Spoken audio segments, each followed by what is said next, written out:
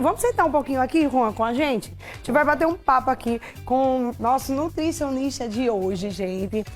Olha, o Aldeir, ele tá aqui para falar sobre as proteínas, né? Que são importantes, sim, em diversos processos no nosso organismo. E ele vai estar tirando todas as nossas dúvidas sobre isso, né, Aldeir? Tudo bom? Seja bem-vindo. Tudo bem, bom dia. Muito obrigado pelo convite, pela oportunidade de falar sobre esse nutriente que é realmente essencial no nosso dia a dia. É verdade. Vamos lá, quais são os benefícios, né, da gente estar consumindo as proteínas no nosso dia a dia? Bem, na verdade a importância é em relação ao consumo adequado, a quantidade adequada. Eu brinco sempre, quem me pergunta, né, sobre o consumo de proteína, e eu converso sempre com a galera, eu digo, ó, a maioria das pessoas consome uma quantidade abaixo do que seria ideal de proteína, e geralmente exagera nas gorduras e nos carboidratos. Os três são essenciais, os três são extremamente importantes, mas em geral é difícil bater ali o que a gente precisa de ingestão proteica, porque são alimentos que têm uma digestão um pouco mais difícil, certo? E até mesmo a palatabilidade, o gosto, o sabor, nem sempre a gente está acostumado a ingerir uma quantidade que é um pouco mais interessante. Bora lá, existe a proteína animal, vegetal, enfim, tem pessoas que são veganas. E aí, como é que elas podem consumir essas proteínas sem usar da proteína animal, por exemplo? E tem muita gente, não como carne, não como frango, não como peixe. E aí, como que? Exato. Bem, nós temos algumas opções, tá? Em geral, realmente, aquela que é de maior valor biológico, isso significa que tem aminoácidos. Vamos imaginar as proteínas como se fosse uma parede, certo? E os aminoácidos é o que forma essa parede, são os tijolos. E existem alguns tijolos desses que nós conseguimos produzir para construir proteínas que a gente precisa no dia a dia. Certo. Mas existem aminoácidos, existe um tipo específico de tijolo que a gente só tem por meio da alimentação.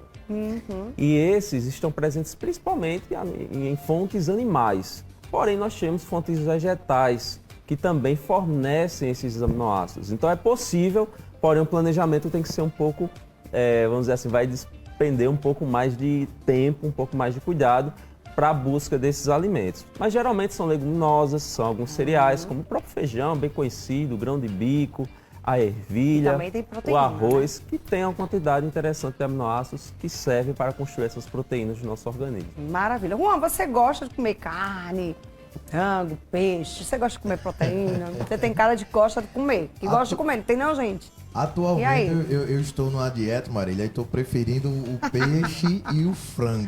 Tá É certo. isso, mas O ovo também, né? O ovo maravilhoso tem que ter, também. né? O ovinho é bom demais, minha gente. Mas aí tem proteína.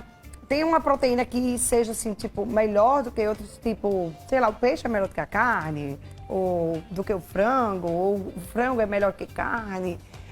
Existe essa questão da proteína ser melhor, tipo assim, olha, come mais essa aqui vai te dar, acho que, as calorias que tu precisa mais. E aí, doutor? Na verdade, tem aquelas que a gente consegue inserir de melhor forma no dia a dia. Para esclarecer, a proteína ela não é um alimento, né? Sim. Por exemplo, a proteína ela é uma substância que eu tenho no alimento. Então, quando eu como frango, eu não estou comendo proteína, eu estou comendo frango que tem proteína, tá? Em geral, é interessante, né, quem está, por exemplo, num processo de emagrecimento, preferir carnes mais magras, porque o problema não é a qualidade da proteína. A qualidade da proteína do frango vai ser equivalente à qualidade da proteína da carne, a proteína do peixe, serão muito parecidos. O grande ponto é, na carne a gente tem, em geral, junto com essa proteína, ali uma fonte de gordura saturada também. Né? Então as carnes elas têm essa característica de ter maior quantidade de gordura. Já no frango, eu tenho uma quantidade de gordura muito menor, principalmente no peito de frango, certo? Então, ela é preferida muitas vezes, tem aquela história do frango e a batata doce. Então, o frango ele é preferido muitas vezes porque ele tem essa menor concentração de gordura. E o peixe, ele é bem interessante também porque ele tem gordura, são quantidades significativas, mas são de gorduras que são essenciais, gorduras chamadas de gorduras boas, só que as gorduras que a gente não encontra em boa parte dos alimentos, mas que no peixe a gente vai encontrar em quantidades que são interessantes. Então, talvez o consumo do peixe seja muito mais pela qualidade da gordura do que da proteína. Olha aí, viu, minha gente? Agora, uma pergunta que todo mundo fica, às vezes, naquela dúvida. A gente vai comer aquela picanhazinha no churrasco. Aí, gente, aquela gordurinha gostosa que vem na picanha. E aí, doutor, a gente come, não come, descarta, porque é tão gostosinho, né? Tem uns que são gostosos, tem outros que não. Mas e aí, essa gordurinha da carne, da picanha, do churrasco? Como é que faz? Bem, eu também é outra coisa que a galera sempre pergunta muito, eu sempre falo. Ó, gente, é todo dia que rola essa picanha, é todo dia que você vai lá no rodízio, é todo dia que rola esse churrasco? Muito provavelmente não, né? Só ali em momentos esporádicos. Geralmente o que vai fazer mesmo a nossa constituição corporal, a nossa saúde, é aquilo que a gente faz todos os dias.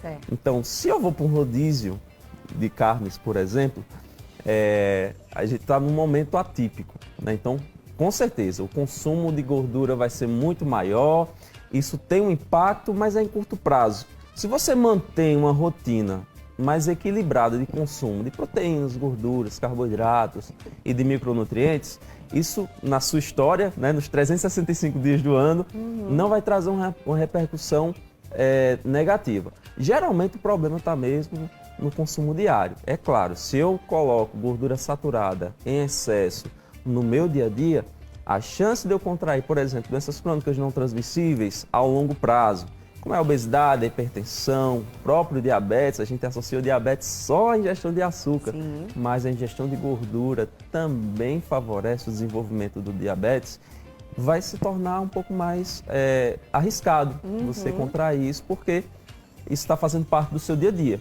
Agora, são momentos de festividades, comemorações, em geral, a gente pode fazer isso de maneira mais tranquila, porque não é todo dia, não é o nosso hábito. Ok.